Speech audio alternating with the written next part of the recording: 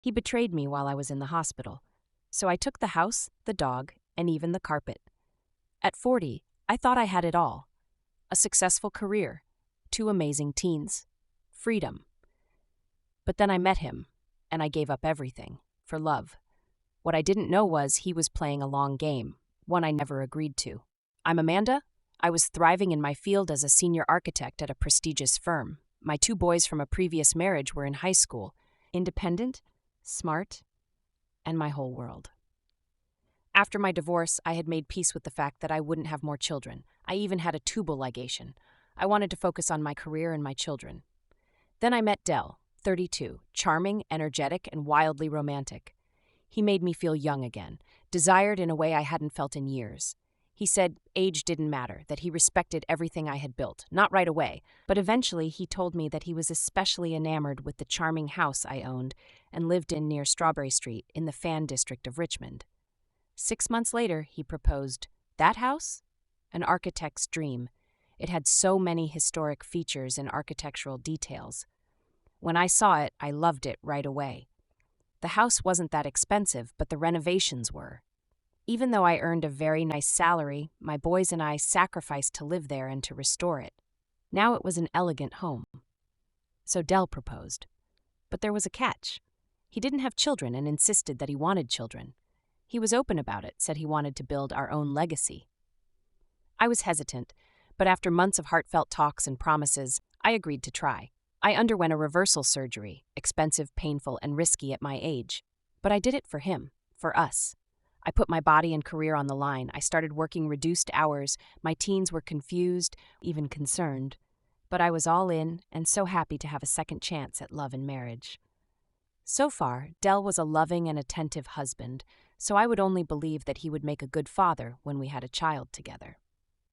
The betrayal began in the hospital. While Amanda was sedated and about to undergo anesthesia for the procedure, Del came into the hospital room with papers for her to sign. I was lying in a hospital bed, sedated for surgery. The morning of the procedure, I was lying in a hospital bed, IV in my arm, feeling nervous. A nurse told me I'd be going under in a few minutes, when my husband walked in with a pen and a stack of papers. I trusted him. After all, we were embarking on a new phase of our lives together, where we would be building a family together. I signed everything. I didn't realize until it was too late.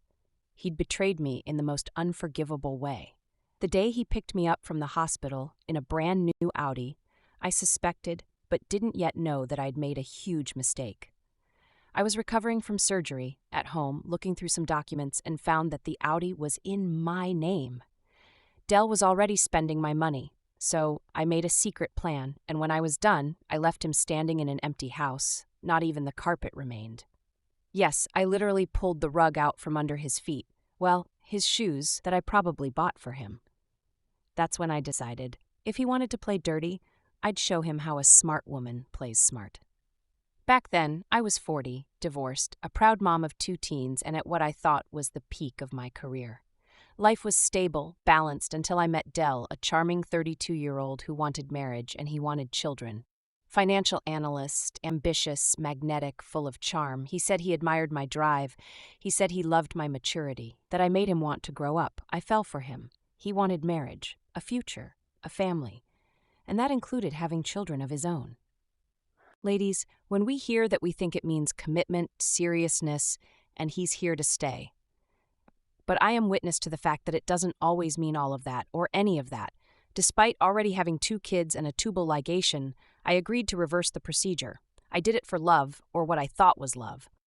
But the betrayal started the morning of the surgery. Del showed up with a clipboard and some last-minute hospital forms. I was groggy and only seconds from anesthesia. Trusting Del, I signed without thinking. 2 days later, Del picked me up from the hospital, not in his old Honda, but in a brand new Audi, red, fully loaded. He said, "I figured we deserved something nice after everything you've been through." I smiled, but something inside me twisted. In his head, since day one of their marriage, once he had access to her financials, Del had thought, she has money, but why won't she spend it? That night, I checked my email. Bank alerts, withdrawals, transfers, new credit accounts opened in my name, crypto purchases. Soon I would learn that he respected everything I had built so much that he started to spend it behind my back. Then I found the documents I had signed under sedation, authorization for vehicle purchase. I quickly realized he had played me. I didn't scream. I didn't confront him. I started planning. Well, I stepped up my plans. A woman with vision always has a plan and is always planning. First, birth control. Secret, discreet, effective. An old worry has become a new worry now that my tubes have been untied. No baby would be used to trap me if that was still his plan. The odd thing is, after my weeks of healing, the man who wanted to do it every night before the procedure, who said he wanted children, avoided me.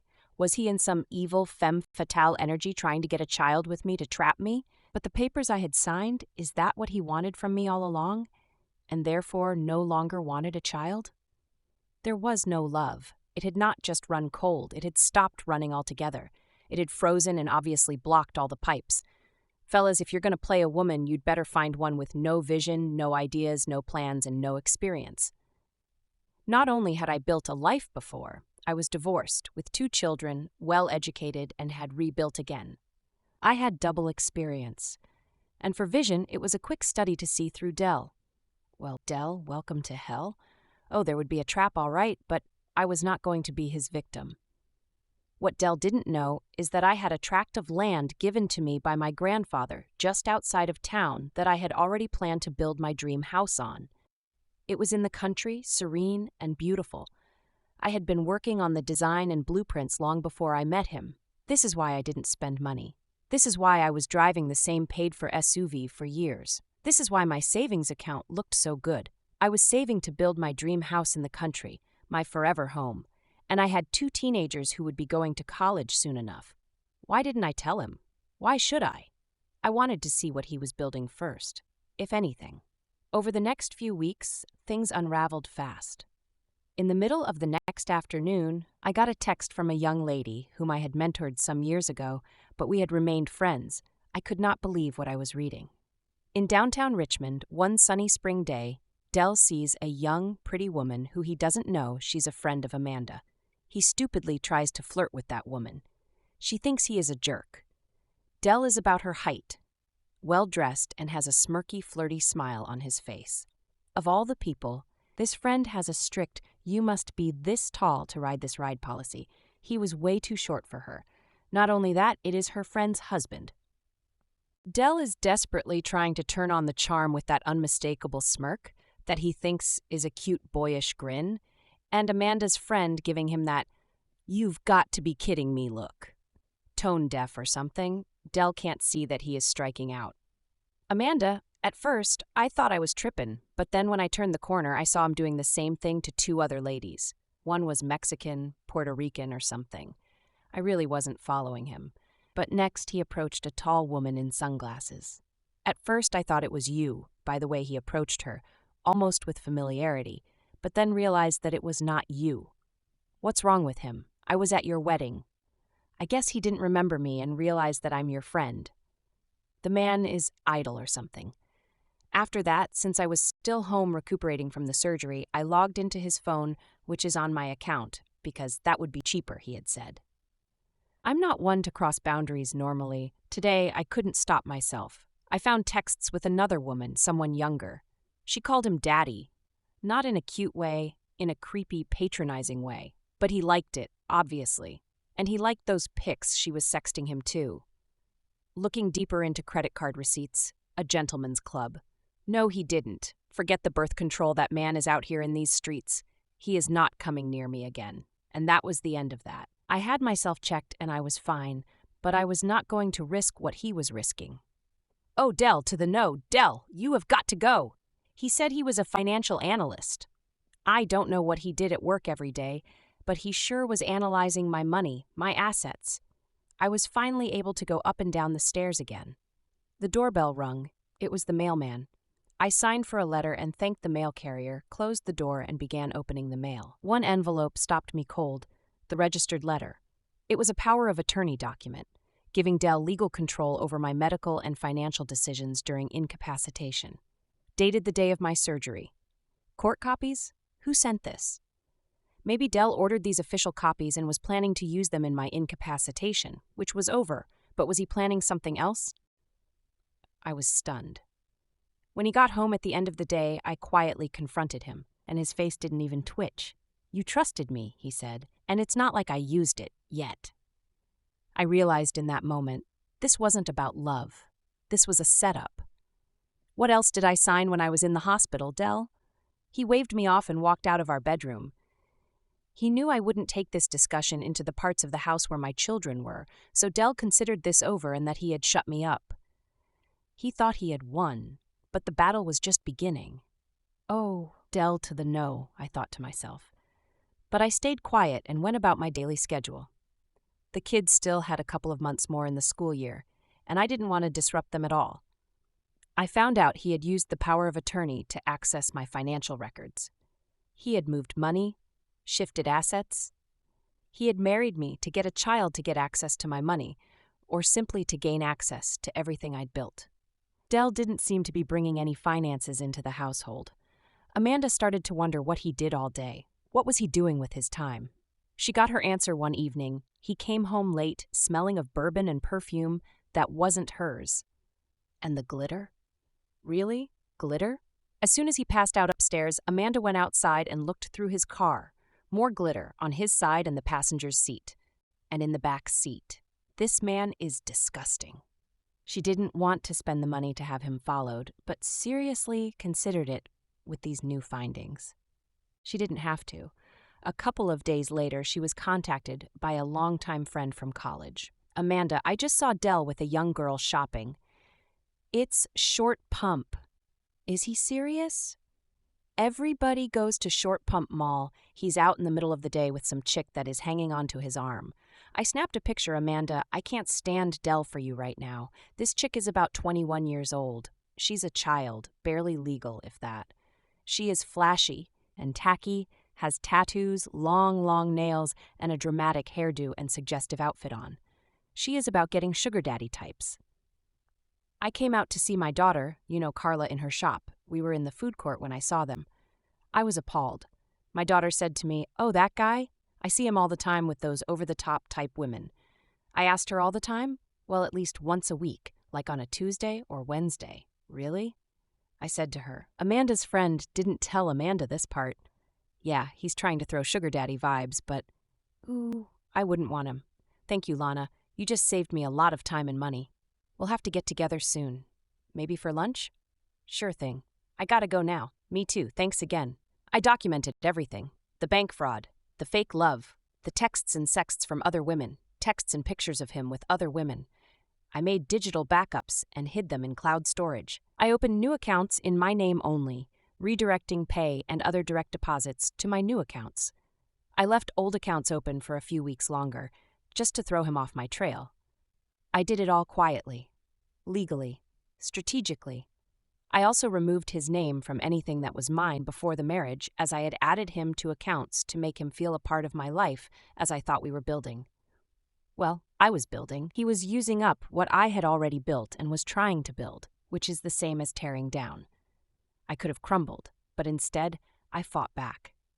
How men can think their version of love is so amazing that a woman will fall for it is mind-boggling. When there is no love in love, even a child can sense that, so much more, a grown woman.